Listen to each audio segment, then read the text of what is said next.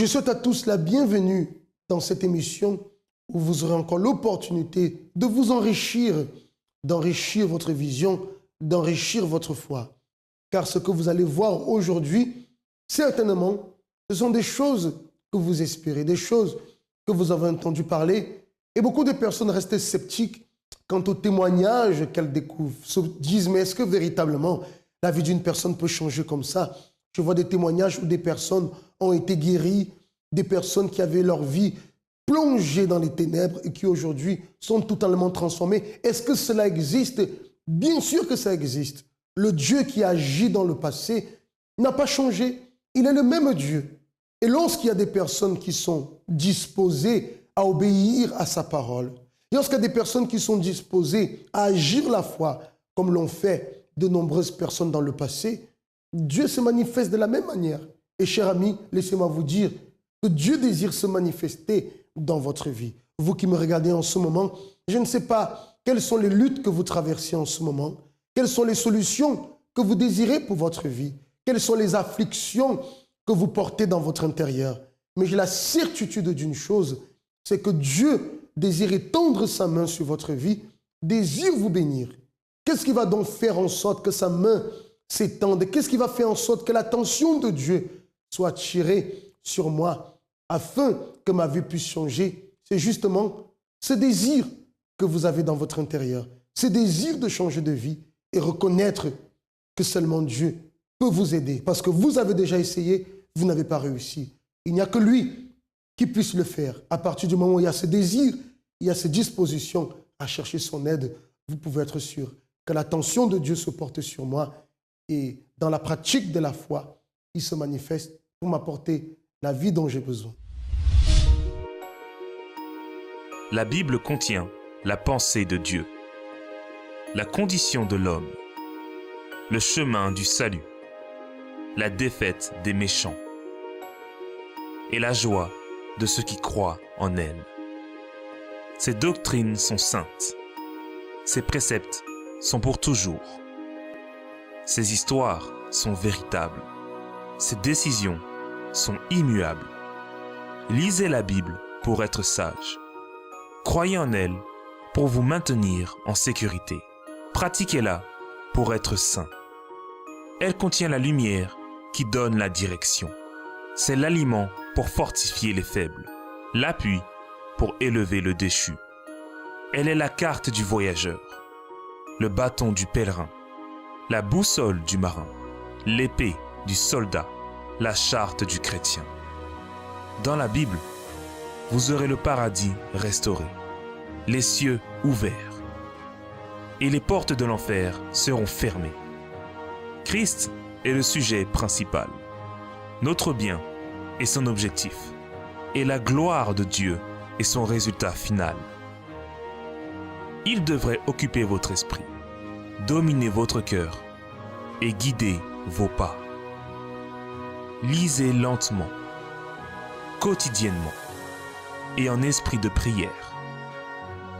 Elle est une mine de richesse, santé pour l'âme et une source qui jaillit pour la vie éternelle. Elle traite les plus grandes responsabilités. Elle récompensera le plus assidu. Mais elle n'innocentera pas ceux qui rejetteront ses conseils sacrés. Priez avec elle. Lisez tout et partagez.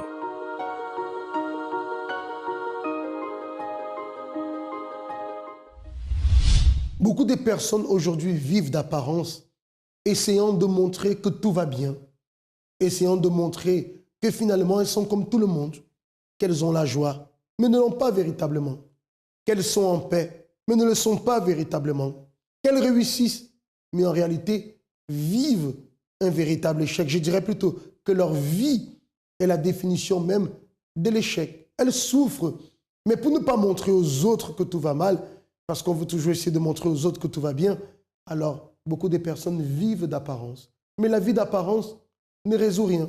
La vie d'apparence n'est pas la solution. Nous allons voir en ce moment l'histoire de Jo. Jo qui est une jeune qui vivait d'apparence, essayait de montrer à tout le monde que tout allait bien, mais à l'intérieur, tout allait très mal, était totalement anéanti totalement détruite. Mais sa situation a totalement changé. Découvrez son histoire, son témoignage. Avant d'arriver au centre d'accueil, une personne qui vivait d'apparence, parce que j'avais une tristesse à l'intérieur de moi qui était due à cause des conflits familiaux, des persécutions dans la famille, des situations difficiles qu'on a passées. Et du coup, ça m'attristait beaucoup. Les soirs, avant de dormir, je pleurais beaucoup. J'étais vraiment renfermée, je ne parlais pas aux personnes. Et j'étais aussi beaucoup timide. Je n'allais pas vers les personnes pour les aborder ou pour faire toute chose. Et en fait, quand j'étais avec mes amis, je montrais un côté de moi, cette Jo qui était toujours souriante avec les autres un peu, mais je parlais jamais de mes problèmes, de la tristesse que j'avais. Et dehors, j'étais bien, mais quand je rentrais à la maison, je pleurais. J'avais une petite colère en moi qui faisait que quand une personne m'énervait, il fallait que je frappe cette personne vraiment jusqu'à ce que la personne elle saigne, qu'elle saigne ou qu'elle tombe par terre. Sinon, je ne pouvais pas m'arrêter. Elle était due justement aux problèmes que j'avais dans la famille, des situations qui se passaient. Il y avait des menaces et ça tombait sur moi. Avec ma tante, ça ne se passait pas du tout bien. J'avais une sœur et je trouvais qu'elle faisait beaucoup de différence entre ma sœur et moi, surtout qu'elle m'élevait. Et ça m'attristait aussi beaucoup parce que je n'avais pas ma famille qui était là avec moi. Donc toutes ces situations, ça s'englobait et du coup, je me sentais renfermée, triste à l'intérieur de moi. Je faisais des cauchemars, beaucoup de cauchemars. Je voyais des membres de ma famille qui voulaient m'attaquer la nuit. Et du coup, je n'arrivais pas à bien dormir. Des fois, quand je me réveillais, je voyais des petites cicatrices sur mon corps et je ne comprenais pas pourquoi. Je me sentais perdue, disons. C'est comme s'il n'y avait personne qui était là pour moi, pour m'aider. Je me sentais seule.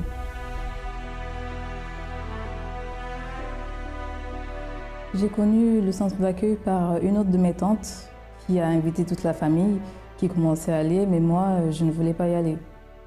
Parce que je me disais que je n'étais pas prête pour y aller et elle a vraiment insisté. Et le jour de mon anniversaire, je voulais connaître Dieu. C'est comme ça que je suis arrivée au centre d'accueil. J'ai commencé à suivre des chaînes de prière, les conseils qu'on donnait, je commençais à mettre en pratique. Et il y a eu des propos de Daniel que je me suis aussi donné, des campagnes d'Israël, que là vraiment, je me suis dit, mon Dieu, soit tu me changes, soit je continue comme ça. À la campagne d'Israël parce que je voulais vraiment que Dieu puisse me changer à l'intérieur de moi. Parce que je ne voulais plus avoir cette tristesse, je voulais avoir cette joie comme beaucoup de personnes, ils ont cette paix que je n'avais pas. Et aujourd'hui, je suis une personne épanouie, j'ai la joie, j'ai la paix, j'arrive à aller vers les gens, parler, discuter, je m'ouvre aussi devant tout le monde, j'aime ma famille et j'ai plus du mal à aller vers eux pour parler, pour aider. Et aussi, je n'ai plus cette colère avant que j'avais pour frapper les personnes. Non, j'ai maintenant la maîtrise de moi et je ne pleure plus la nuit. Je ne suis plus triste parce que à travers le sacrifice que j'ai fait, j'ai eu le changement intérieur, j'ai la joie, j'ai la paix. Et les personnes, quand elles me voient, elles voient une différence. Avec ma famille, ça va. La relation, elle est en train de changer, ça va. J'ai plus peur de menaces. Maintenant, j'assume ma foi, ce qui aussi, je n'arrivais pas à faire justement à cause de ces situations. Je n'arrivais pas à assumer ma foi comme il le fallait avec les menaces. Et là, j'assume ma foi. Il n'y a plus de cauchemars, tout est parti. Plus de cauchemars, ça va, je dors bien, je me réveille bien. Le centre d'accueil, c'est non seulement une école parce que j'ai appris beaucoup, mais c'est aussi une famille pour moi. Parce que c'est là-bas que j'ai reçu cet amour, on m'a conseillé, que parfois même je ne trouvais pas dans ma famille. Vous voyez que lorsque Jo a eu l'opportunité de comprendre qu'elle pouvait changer de vie, elle a pris la décision de retirer ce masque d'apparence qu'elle avait. Elle a décidé de reconnaître vraiment qu'elle avait besoin d'aide. Elle a lutté, elle a persévéré. Vous voyez que sa persévérance a payé, sa lutte a payé. Aujourd'hui, intérieurement, elle est bien. Elle n'a plus besoin de mettre un masque. Elle n'a plus besoin de montrer une apparence. Parce que ce qu'elle est, c'est ce que tout le monde voit. Ce n'est pas une apparence, mais c'est la réalité. Cette paix intérieure, cette joie, la réconciliation avec sa famille, avec qui tout allait mal. Aujourd'hui, on peut dire que sa vie est totalement transformée. Et cela ne s'est pas fait du jour au lendemain, bien sûr. Elle a dû lutter, elle a dû persévérer. Ça a pris son temps. Mais peu importe le temps que ça a pris, le plus important, c'est la solution qui est là. Et j'ai la certitude, cher ami, que vous qui m'assistez en ce moment, qui me regardez plutôt, vous avez besoin de solutions dans votre vie. Qu'elles soient familiales, qu'elles soient sentimentales, qu'elles soient financières, professionnelles ou administratives. Vous avez besoin de solutions. Si par vous-même, vous avez les conditions d'obtenir cette solution, alors faites-le. Mais si vous me dites, Isaac, regarde, j'ai déjà tout fait, j'ai déjà essayé par tous les moyens, malheureusement, je suis toujours dans la même situation. Au contraire, le temps passe, les choses ne font que s'empirer. Alors laissez-moi vous dire que vous avez besoin de l'aide de Dieu. Si vous avez déjà tout fait, rien ne marche, vous avez besoin de l'aide de Dieu. Et c'est justement cette proposition que nous vous faisons. Si vous pouvez résoudre les choses par vous-même, ou si vous connaissez quelqu'un qui peut résoudre votre situation, alors cherchez cette personne. Ou alors faites-le vous-même si vous le pouvez. Mais si au plus profond de vous, vous reconnaissez que personne ne peut vous aider, que vous-même vous ne le pouvez pas, alors saisissez l'opportunité qui vous est donnée en ce moment. Dieu, je vous garantis, Dieu peut vous aider si vous êtes disposé à lutter selon les directions qu'il vous donne. Si en ce moment même, vous traversez des moments très difficiles, vous avez besoin de solutions, alors nous mettons à votre disposition l'ami 24 heures et le 01 53 35 85 12. Notre conseiller, nos conseillers plutôt, sont déjà à disposition. Vous pouvez appeler dès à présent pour recevoir une direction, pour recevoir une aide afin de sortir de cette situation. Nous croyons qu'une nouvelle vie vous attend. L'ami 24 heures au 01 53 35 85 12. Vous n'avez pas réfléchi aux conséquences. Pour cette raison, vous êtes ici, emprisonné à cause des choses dont vous pensiez qu'elles vous rendraient heureux, à cause d'addictions nocives, des relations perdues et des finances détruites. Votre pensée se retrouve prisonnière de vos échecs et de vos frustrations. Sachez que si vous désirez changer votre situation, le centre d'accueil a ses portes ouvertes tous les jours pour vous.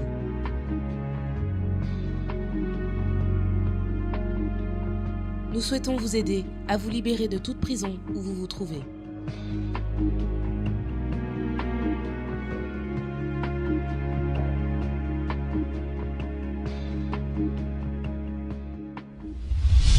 Lorsque les difficultés arrivent, les problèmes arrivent pour lesquels parfois on n'arrive pas à trouver de solution, il y a généralement une question qui arrive, qui vient à l'esprit.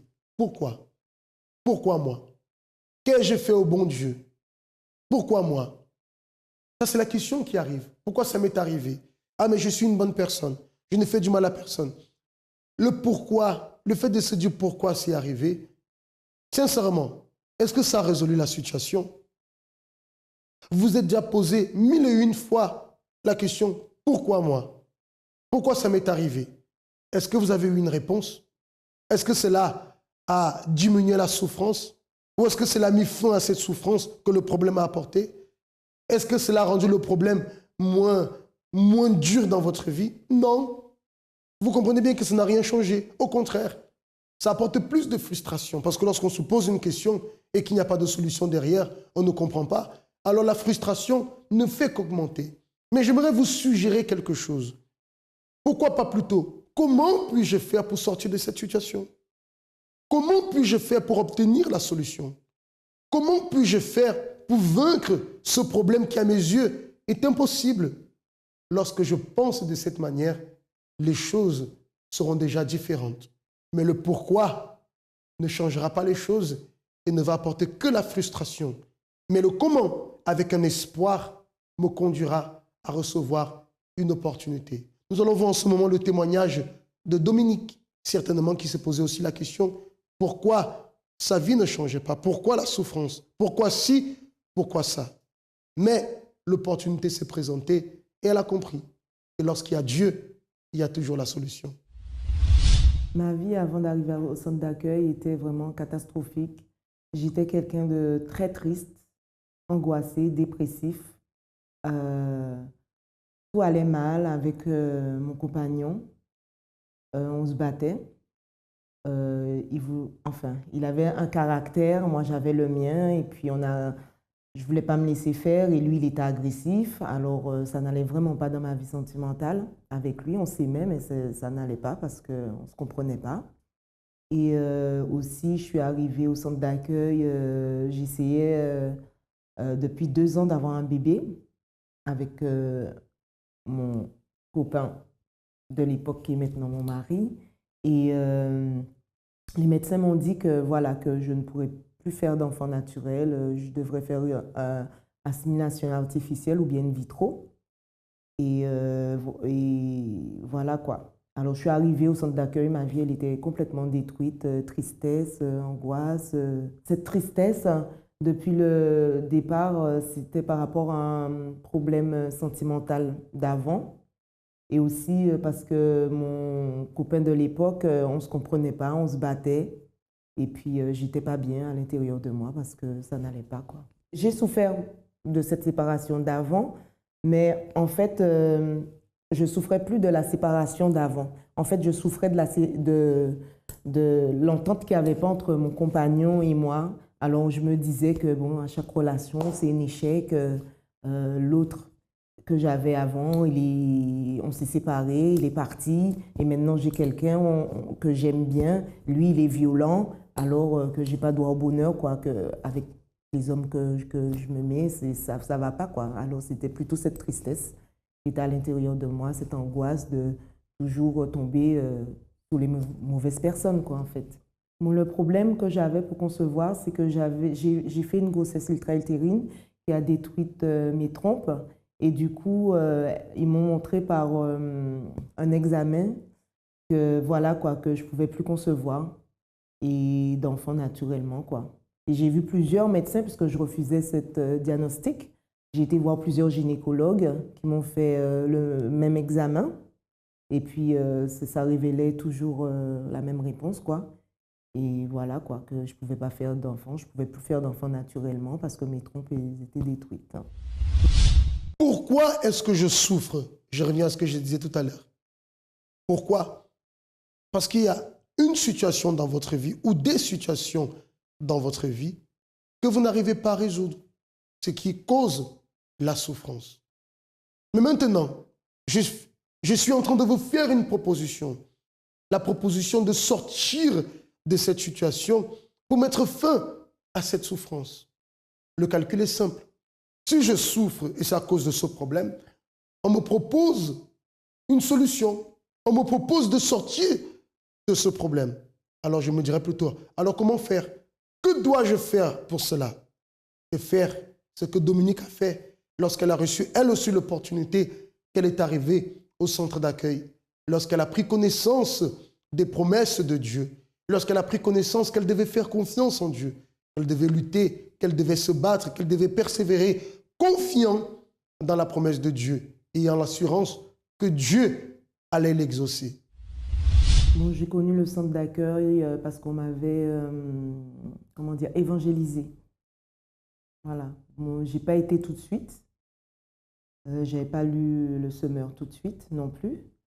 Mais quand je l'ai lu, j'ai tout lu un soir. Et puis, quand je suis arrivée au centre d'accueil, c'est un jour, je parlais avec ma cousine au téléphone. En fait, je m'habillais. Je ne savais même pas c'est là que j'allais. Je m'habillais. Et puis, à la fin, j'ai dit à ma cousine, bon, je te laisse, je dois sortir. Et je me suis retrouvée un vendredi au centre d'accueil universel.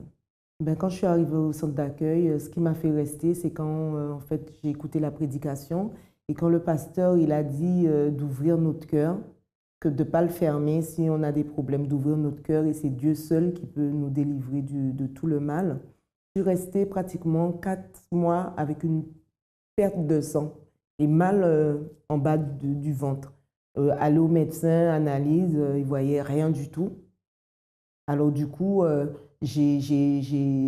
j'allais tous les mardis au culte du centre d'accueil pour pouvoir prier pour cela, quoi, parce que je ne comprenais pas. Et je suis restée vraiment avec foi. Je n'ai pas fait longtemps. Je suis restée à traîner avec ça près de 5-6 mois. Aller au médecin, il ne trouve rien. Et je suis restée que 3 semaines à aller le mardi. Et ça, c'est parti. J'ai participé à plusieurs campagnes d'Israël. Une pour ma santé, une autre pour ma vie sentimentale, une aussi pour pouvoir avoir des résultats par rapport à ma fécondité. Et puis, plusieurs en fait pour la paix du cœur. J'ai fait des chaînes de prière aussi pour le mardi, pour la délivrance aussi. Je faisais des choses quoi, pour montrer à Dieu, pour attirer son attention, que je veux vraiment qu'il m'aide, quoi.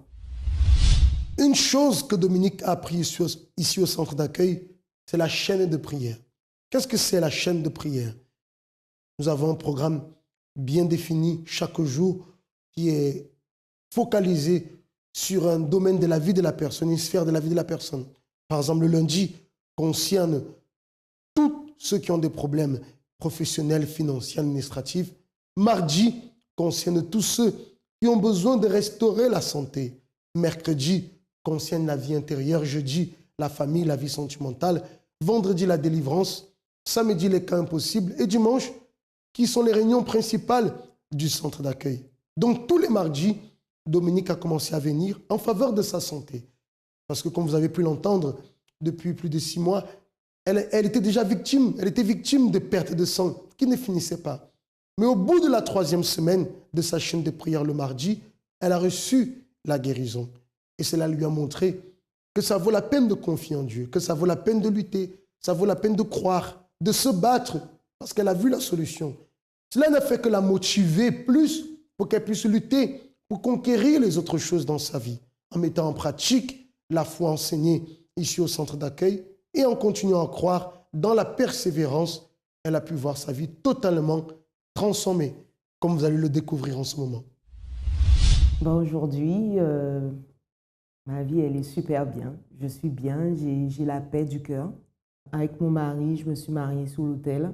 Il voulait pas se marier du tout. À chaque fois que je lui parlais de mariage, c'était un problème. Alors du coup, je me suis dit, bon, je vais laisser Dieu faire parce que moi, je veux faire à la force de mes bras. Et à la force de mes bras, il n'y a aucun résultat en fait.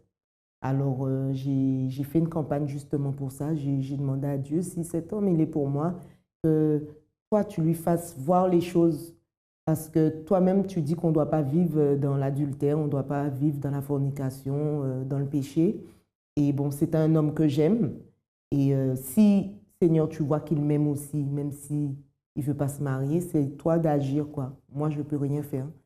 Et puis, quelques temps après, j'ai fait ma campagne pour ça. J'ai sacrifié. Et puis, ça n'a pas pris longtemps. C'est lui-même. Moi, je ne lui parlais plus de ça. C'est lui-même qui m'a demandé... pour qu'on puisse se marier, pour qu'on puisse mettre les choses en règle devant Dieu, quoi. Ben avec moi, il est gentil, il est doux, il est prévenant, il fait tout ce qu'il ne faisait pas avant. Et je suis tombée enceinte le 2 octobre de l'année 2009. Et bien aujourd'hui, je suis bien, je suis très bien. Je me bats encore pour être mieux, parce que tous les jours, il faut se battre. C'est par rapport au centre d'accueil que je suis bien, que j'ai une vie bénie sentimentalement, que j'ai un bien-être. Et que c'est lui qui m'apprend les choses, à agir, à faire les choses. Mon opportunité. Combien de fois cherchons-nous partout une solution, une aide, mais nous n'en trouvons aucune. L'opportunité est là. Je vivais une vie d'apparence. Aujourd'hui, je suis une jeune femme épanouie, j'aime ma famille et je suis qui je suis réellement. Une main a été tendue et des milliers de vies ont déjà été transformées. Des vies brisées ont été reconstruites. Évangélisé, j'ai reçu un semeur. Aujourd'hui, je suis une femme comblée, heureuse. J'ai plus d'angoisse, plus de tristesse. J'ai la joie de vivre. Ma vie sentimentale, c'est très très bien, on est très bénis. Votre opportunité d'aider ou d'être aidé est devant vous. Centre d'accueil, nous vivons ce que nous enseignons et sacrifions pour ceux dont nous rêvons. Le témoignage de Dominique, comme celui de Jo, dont nous avons pu voir tout à l'heure, sont les preuves vivantes que Dieu existe et que Dieu désire se manifester dans la vie de tout être humain. Mais cela ne dépend pas de Dieu seulement, cela dépend de chacun de nous. La décision que nous allons prendre de venir vers lui et de chercher son aide. Aujourd'hui, la vie de Dominique est totalement transformée. Je pense que la vie qu'elle ne pensait même pas avoir, elle a aujourd'hui. Et surtout, elle a la conscience que l'impossible n'existe pas. Que lorsqu'on veut quelque chose, même si à nos yeux, c'est impossible d'obtenir, par la foi, c'est possible. C'est le message que j'aimerais vous laisser aujourd'hui. Il est possible que votre vie change. Raison pour laquelle les portes du centre d'accueil sont ouvertes chaque jour et vous attendent. Pour vous qui avez besoin d'aide, n'hésitez pas, nous sommes là à votre disposition. 254 rue du Faubourg Saint-Martin, c'est l'adresse de notre siège à Paris, métro ligne 5, Stalingrad, ou alors métro ligne 7, Louis Blanc. Mais pour plus d'infos, vous avez la ligne AMI 24 heures, le 01 53 35 85 12.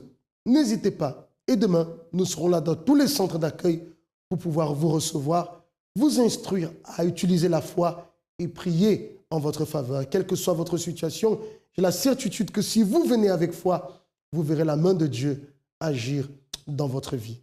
Je vous souhaite de passer de très bons moments et je vous dis à très bientôt dans une autre émission.